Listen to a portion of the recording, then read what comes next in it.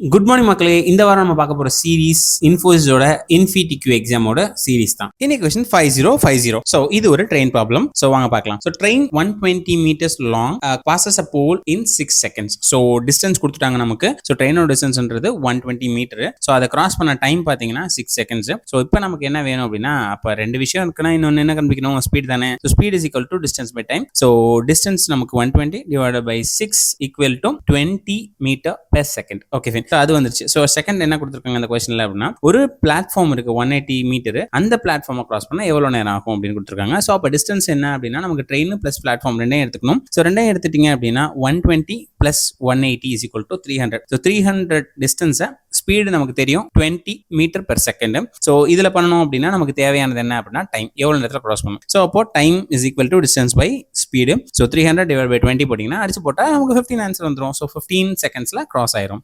இந்த கொஸ்டின் பிடிச்சிருந்துச்சுன்னா லைக் பண்ணுங்க, உங்க ஃப்ரெண்ட்ஸ்க்கும் ஷேர் பண்ணுங்க, அண்ட் முக்கியமாக சப்ஸ்கிரைப் பண்ணி ஃபாலோ பண்ண மாதிரி மக்களே. தேங்க்யூ.